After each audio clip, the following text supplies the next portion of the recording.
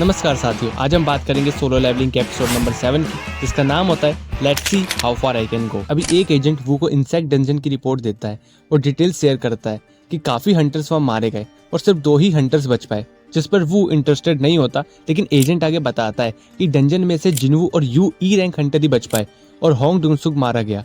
ये सुन वू चीजों को अब सीरियसली लेने लगता है। अभी जिनवू के घर वापस आने पर जिन्हा काफी खुश होती है। जिनवू जिन्हा के लिए खाने पीने का सामान लाता है और कहता है कि वो उसकी मोम के हेल्थ बिल को पे कर सकते हैं और साथ ही लैंडलॉर्ड को भी पैसे दे सकते हैं। जिन्हा अभी जिनवू से उसकी रेड और पार्टी मेंबर्स के बारे में पूछती है।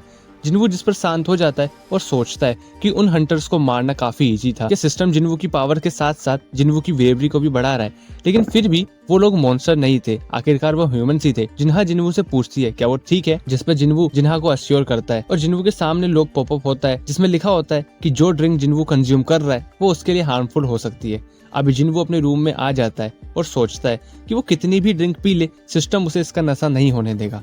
और एक और पॉपअप होता है जब जिनवू देखता है कि डबल डंजन के बाद जिनवू की बॉडी पार्ट्स इसलिए ठीक हो गए थे क्योंकि उसके पास रीजनरेशन एबिलिटी थी। अभी जिनवू कहता है कि अभी भी काफी कुछ है जो उसे समझने की जरूरत है और वो अब सो जाता है। लेटर जिन्हा जिनवू को उठाती है और कहती है कि उसके लिए यू का कॉल आया था और वो देखती है कि जिनवू ने सारी कैंस पी ली हैं। जिनवू अब यू से मिलता है।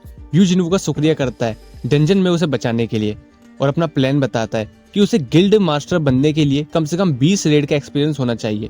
इंसेक्ट डंजन उसका फर्स्ट एक्सपीरियंस था और आगे बताता है कि उसके फादर खुद की एक गिल्ड तैयार करना चाहते हैं ताकि वो खुद डंजन में रेड करवा सके, क्योंकि डंजन में से काफी पैसा कमाया जा सकता है और वो यू के भाई को सेकंड इन कमांड रखना चाहते हैं। लेकिन जापान में सिर्फ 7 ही एस रैंक हंटर्स हैं और सिर्फ एक ही हंटर है जिसने अभी तक गिल्ड ज्वाइन नहीं किया है, जो होता है मिंग ब्यूंग गू, बट वो अब रिटायर्ड हो चुका है। और यू जिनवू को अपने साथ आने का ऑफर देता है और बदले में 30 बिलियन भी ऑफर करता है।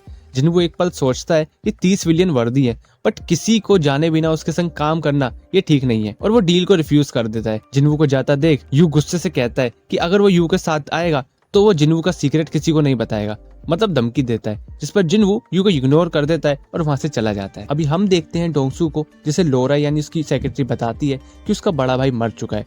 डोंगसू पूछता है कि क्या होगा अगर वो किसी को मार दे। लोरा बताती है कि गवर्नमेंट पर डिपेंड करता है, जिस पर उसे प्रोसिक्यूशन के लिए भेजा जा सकता है और वो नेगोशिएट भी कर सकता है। डोंगसू यू और जिनवू का बायो देखता है और फैसला करता है कि आने वाले टाइम में वो इन दोनों कमजोर हंटर्स को मार देगा। अभी पार्क में जिनवू जिन्हा एक्सरसाइज कर रहे होते हैं। जिनवू जिन्हा से पूछता है कि अगर उसे 30 बिलियन मिलते हैं तो वो उनका क्या करेगी। जिन्हा थोड़ा टाइम लेती है और कहती है कि वो उन्हें सेव करेगी। जिनवू अब जॉगिंग के लिए आगे निकल जाता है और अपना डेली टास्क कंप्लीट करता है और वो देखता है कि उसके डेली गोल्स बढ़ते जा रहे हैं, जिस पर जिनवू डेली गोल्स का 2 टाइम्स कंप्लीट करता है और वो देखता है कि उसे रिवॉर्ड मिला है, जिसमें उसे डीमंस डंजन की की मिलती है। जिनवू को पता चलता है कि अगर वो डंजन के बॉस को डिफीट करता है तो उसे एलिक्सर ऑफ लाइफ रिवॉर्ड मिलेगा, जिससे वो किसी भी बीमारी को खत्म कर सकता है। जिनवू अपनी माँ से मिलता है और सोचता है कि अगर उसे ये एलिक्सर ऑफ लाइफ मिलती है तो वो अपनी माँ को ठीक कर सकता है और वो डंजन में पहुंच जाता है। जिनवू समझ जाता है कि ये एस रैंक डंजन है और ये सेम वही एनर्जी है जो हमें एपिसोड 1 जेजू आइलैंड पर दिखती है, जहाँ एस रैंक हंटर्स को लड़ने के लिए एफर्ट्स डालने पड़ रहे थे और जिनवू तो सिर्फ ई रैंक हंटर ही है और वो अब एस रैंक डंजन में जा रहा है। जिनवू सोचता है कि अगर चीजें बिगड़ी तो वो टेलीपोर्टेशन स्टोन का इस्तेमाल कर लेगा। इतने में जिनवू के सामने गेट कीपर सेरबरस बीस्ट अपीयर हो जाता है। जिनवू देखता है कि ये रेड कलर में है तो ये जिनवू से काफी ताकतवर है। अभी मैजिक बीस्ट जिनवू पर हमला कर देता है। जिनवू अब अनगिनत वार करता है, लेकिन मैजिक बीस्ट पर उसका कोई भी असर नहीं होता है। जिनवू अपनी मर्डर इंटेंट स्किल को भी यूज करता है, बट उससे भी कुछ नहीं होता है। अभी बीस्ट जिनवू को एक बार में ही दूर फेंक देता है। जिनवू देखता है कि उसकी हेल्थ हाफ हो चुकी है। जिनवू फुल रिकवरी ऑन करता है और बीस्ट की आंख पर वार करता है, लेकिन फिर भी बीस्ट को कुछ नहीं होता और वो जिनवू पर फिर से वार करता है, जिससे जिनवू दूर जाकर गिर जाता है। जिनवू एक तरफ बैठ जाता है और जिनवू अपने लॉग में देखता है कि अगर वो 3 और मिनट सर्वाइव करता है तो यहाँ वो जीत सकता है, लेकिन 3 मिनट काफी डेंजरस होता है। तो जिनवू फैसला करता है यहाँ से निकलने का और वो अपना टेलीपोर्टेशन स्टोन यूज करने का फैसला करता है। लेकिन एक बार फिर मैजिक बीस्ट जिनवू को ढूंढ लेता है और उस पर हमला कर देता है, जिससे जिनवू का स्टोन दूर जाकर गिर जाता है और जिनवू फिर बचते बचाते एक दीवार के पीछे जाकर छुप जाता है। जिन्वू अपने लोग के स्टोर को चेक करता है और वो देखता है कि वहाँ पे एक हीलिंग पोर्शन है और वो उसे खरीद लेता है और उसे पीता है। लेकिन जिन्वू देखता है कि ये ज्यादा फायदेमंद नहीं है।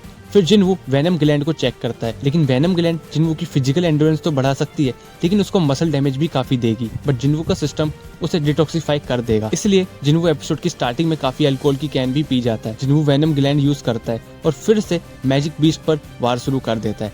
मैजिक बीस्ट जिन्वू को अपने दांतों में अब दबा लेता है। जिन्वू देखता है कि बीस्ट की रेज मोड भी अब खत्म हो चुकी है, जिसका फायदा लेकर जिन्वू अब मैजिक बीस्ट की आंख पर कई वार करता है और आखिरकार वो मैजिक बीस्ट को मार देता है। अभी जिन्वू के घाव भर जाते हैं और उसका लेवल भी अप हो जाता है। अब जिन्वू को रिवॉर्ड में कासल डोर की की मिलती है, साथ में उसे एलिक्सर ऑफ लाइफ का फॉर्मूला भी मिलता है। लेकिन उसके इंग्रेडिएंट कासल डोर के अंदर मौजूद होते हैं। बावजूद इसके कि जिन्वू ने मैजिक बीस्ट को हरा दिया, लेकिन जिन्वू अभी भी पावरफुल नहीं है कि वो कासल डोर में जा सके। तो जिन्वू नेक्स्ट टाइम कासल डोर में जाने का फैसला करता है और यहीं पर एपिसोड खत्म हो जाता है। ये था आज का एपिसोड नंबर 7। एपिसोड नंबर 7 तुम्हें कैसा लगा कमेंट बॉक्स में जरूर बताना और अपना फीडबैक भी जरूर देना। और एफर्ट्स अच्छे लगे हो तो लाइक और सब्सक्राइब जरूर करना और मिलते हैं नेक्स्ट वीडियो में। तब तक के लिए धन्यवाद।